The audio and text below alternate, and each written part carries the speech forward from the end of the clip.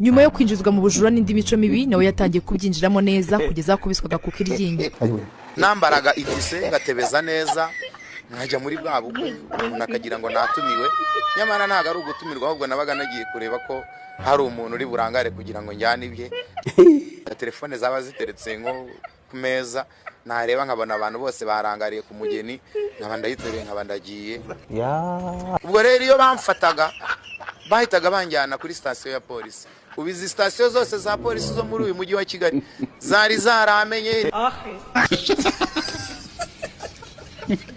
mfungirwa Iremera ntafungirwa Iremera ngafungirwa Inyamirambo naba nafungiye Inyamirambo ngafungirwa ahangaha ku Gitega naba nafungiye ku Gitega nkaba nafungiwe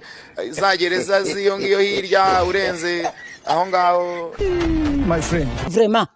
hirya ya KBC sinzi ukuntu bahita nta gereza mbega nimwe itanze hapana zimaze kundambirwa rero batangira kunjyana kwa Kabuga nafungiwe inshuro zigera nko kuri 60. I wonder ukuntu naje kuba rero mbivamo naje kurwara cyane indwara yo mu gitsina umusaza nari nibye kuri twa tutagisi dukunda kugenda tugiye Kibungo I think ko ari we ushobora bavuga ngo abanyakibungo nyine za Rusumo ngo ujyanye ikintu cye ngo arakubyimbisha inda cyangwa se akakureba ikindi kintu agukorera kugira ngo cya kintu kizakimusubiza naje rero ngiye kubyimba igitsina cyo hasi kirabyimba cyane Jesus ku buryo cyaje kungana nka baba ku buryo niyo umuntu ari kuba afite nk'akantu kake akaza kajombaho cyari guhita giturika gasubiremo ako kantu ku buryo niyo umuntu ari kuba afite nk'akantu kake akaza kajombaho cyari guhita giturika cyari guhita giturika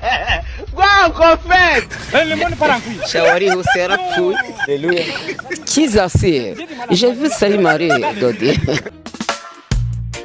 kwifi ibigori cyangwa imvange mu mpumuro n'uburyohe butagereranywa ujitamu ni imbera bose.